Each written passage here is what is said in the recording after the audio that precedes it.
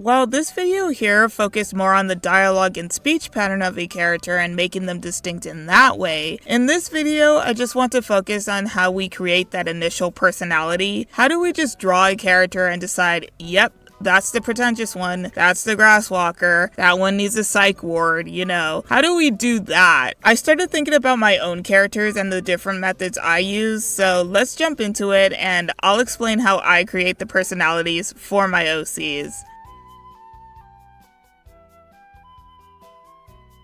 It's one of the most generic writing advices out there, but it's a good one. What does this mean? It's drawing from your own personal experiences. This shouldn't be exclusive just for the plot, but also for your characters as well. I would say that 90% of my characters, I've met them, I've observed them, I've been them. I literally don't care. I would just steal someone's personality and insert it into one of my characters. I steal everything, guys. Boom gang, whole lot of gang. But anyways, a good example of an OC of mine who's just basically several people I know, maybe an amalgamation of several of my friends, it'd be Brandon. This guy is anxious and typically not down to do dumb shit. Though I can boil his character down to being the anxious one, I think there are other aspects of him too, like he's also responsible and caring. Now, if I made him anxious all the time, like that was his only thing, crying and shaking like a chihuahua, and he's like that to everyone all the time,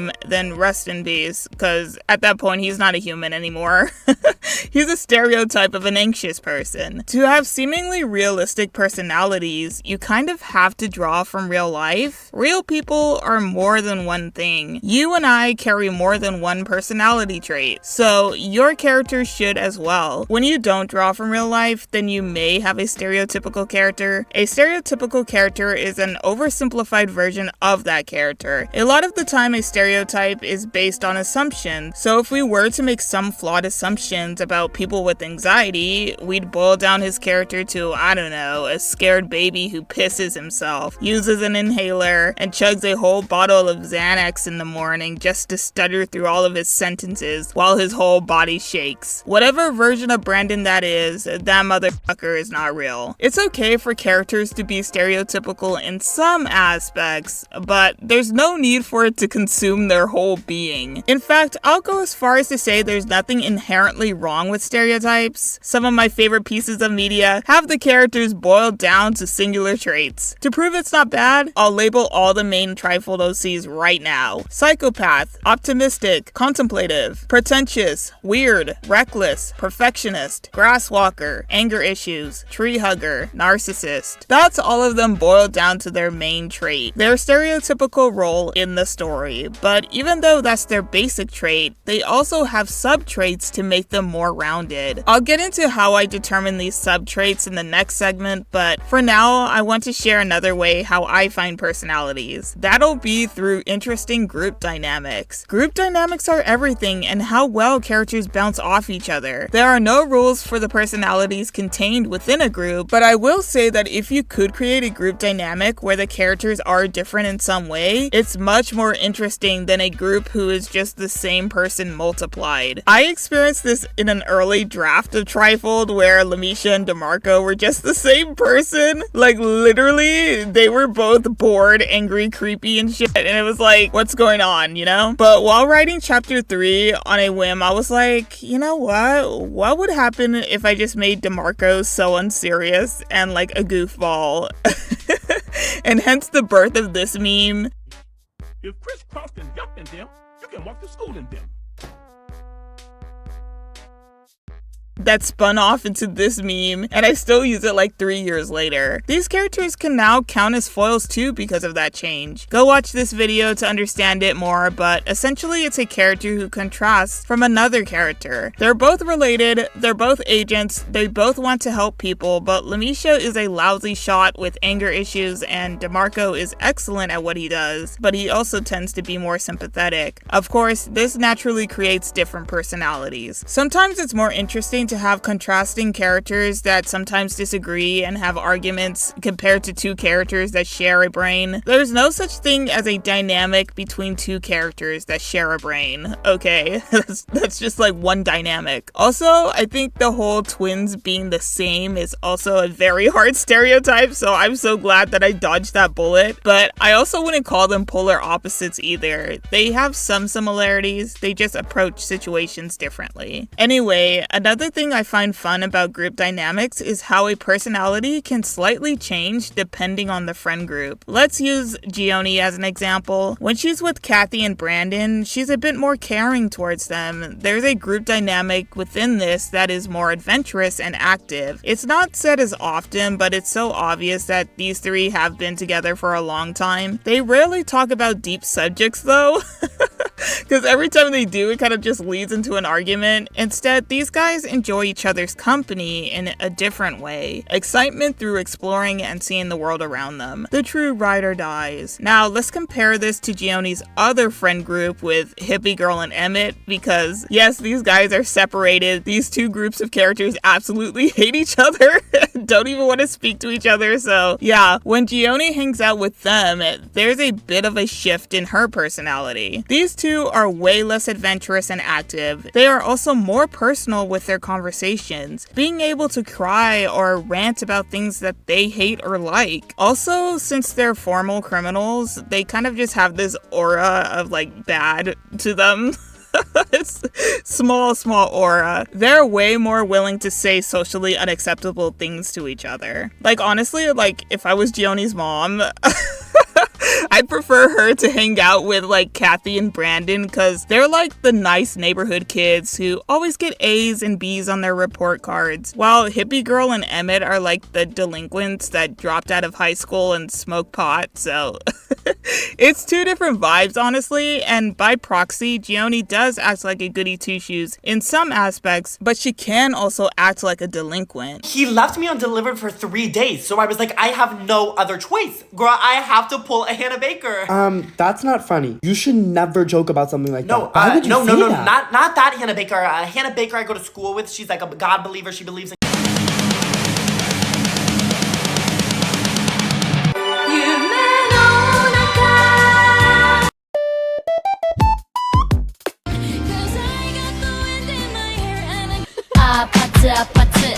letters of the alphabet A, B, C. Anyway, I don't think one group dynamic is better than the other. I think having both sides influence her truly helps Gioni stay a central character, and it expands on her own personality. It just gets funny to me when parts of the friend groups are forced to like merge. It creates a new dynamic of pure hatred and spite that I hope to grow into friends eventually. Anyways, it's good to practice group dynamics if you're not creating any kind of big story. Try writing short stories. One of my favorite prompts is the gang goes to Walmart together.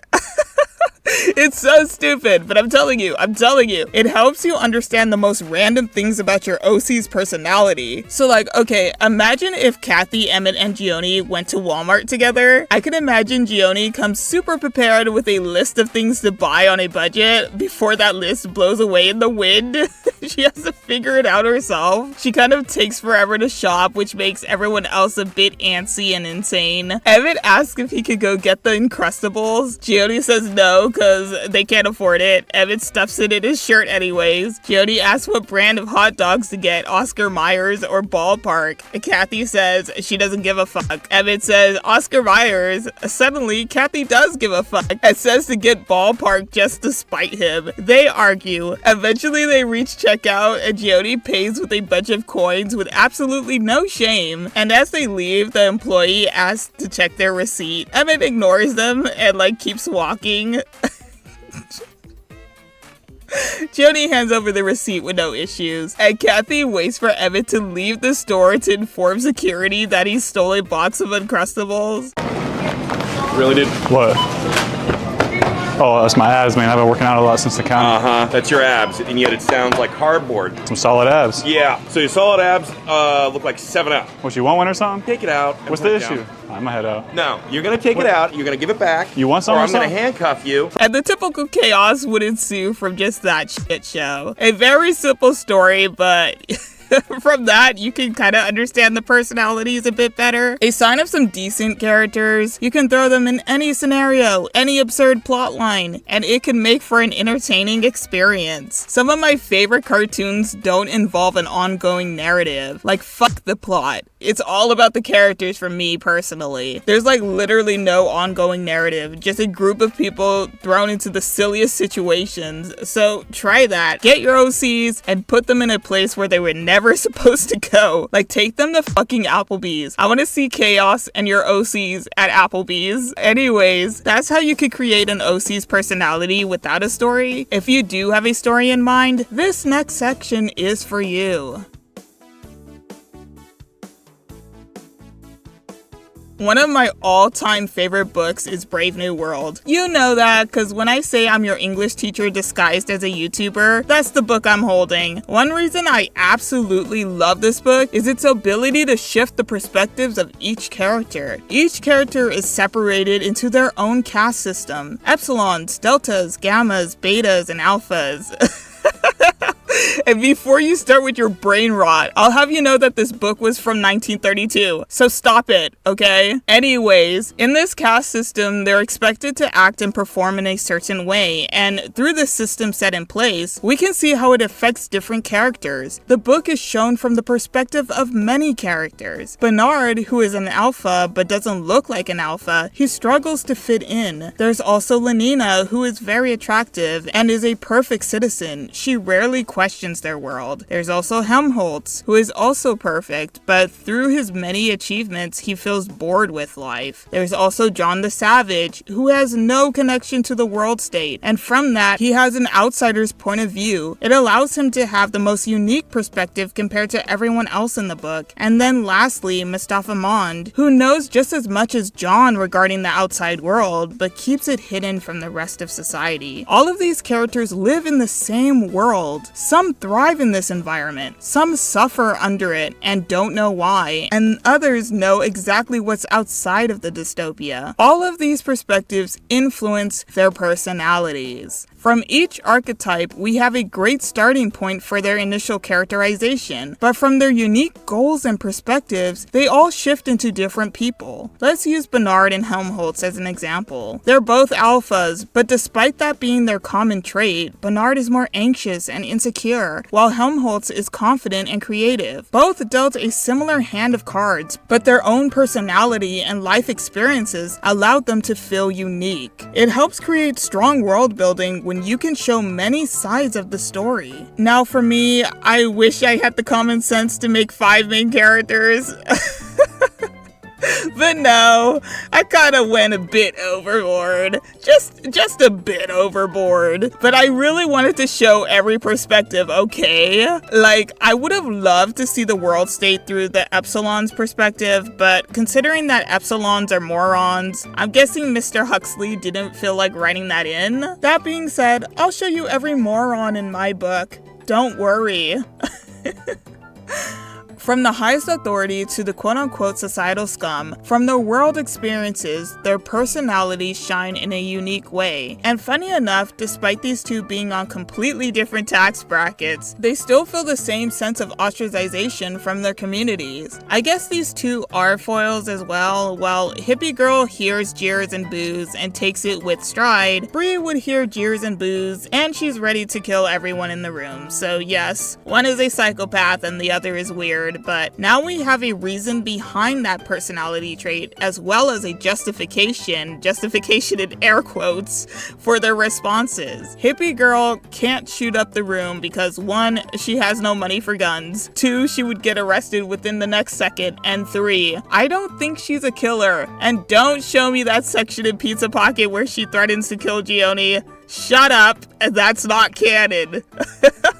Meanwhile, Bree can't afford a gun, and she's the highest authority, so no one's putting her in jail. Plus, she doesn't see anything wrong with murder. So yes, I feel like someone's social-economical state can determine someone's personality, as well as their morals and values. Rich people act differently from poor people. Some other influences on a personality would be their goals and objectives. One thing that everyone in Trifle does have have is an opinion of agents. Agents in this universe, they're a skilled fighting force initially created to combat Tenebris and conduct research into uncharted territory. Nowadays, agents aren't as cool anymore. Most agents now watch the city and maintain order and justice. Want to make it in life? Essentially become an agent. To understand their motivations and personalities better, let's separate them into positive and negative outlooks on agents. Now, I'll say this once, everyone on this side doesn't have the same reason for being an agent or liking agents. I mean, we have Lamisha here who wants it because she thinks she's just and wants to do right for the people. Meanwhile, we have Bree who wants to just fight people, and that's her only reason for liking agents. It's true that agents stand for justice, but it's also true that there might be some fighting involved. Looking at the other reasons too, they're different, but in a way tied back to their personalities, especially Jolene's perfectionism and Brandon's anxiety. Now, let's look at people who have a negative view of agents. Joni was one person who was pro-agent until her reckless behavior thrusted her into the negative side. Usually, most characters on this negative side have a personal or moral conflict preventing them from being an agent.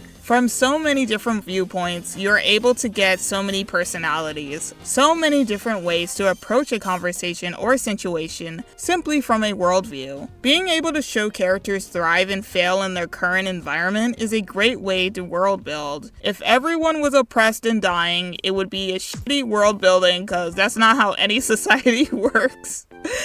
There will always be the haves and have-nots, like even in the zombie apocalypse, in a society that doesn't even exist anymore, there would always be that one motherfucker with the guns, the medical supplies, and food, okay? Like literally. There's always many sides to a world you're creating. Just show all the perspectives and you'll have many different personalities. But listen, also if everyone was successful and thriving too, that would just make the world sterile and boring. Some of my OCs are successful but have problems. Some of them are complete failures in terms of life, but find happiness through other means like companionship. Just mix up the worldviews and you'll naturally create different personalities. Okay, so in the next video, I want to touch more on objective thinking. I'll think of a better title than objective thinking, but like literally, I want to talk about that because I feel like that's a crucial step for world building through characters. So watch out for that video, but for now, I hope this helped you think of creating personalities. Steal personalities from your friends and family. Create stereotypes, but make sure that you expand from that initial characterization. Create mundane scenarios for your OCs to be in, and use the systems in place of your world to influence their character and personality. There are so many ways you can approach it, and each way can be pretty fun. But you know what? Comment down below if you have any other ways to create an OC's personality. Or wait, no. No, wait. Tell me if you stole a friend's personality and wrote it in your story. I am so guilty of this.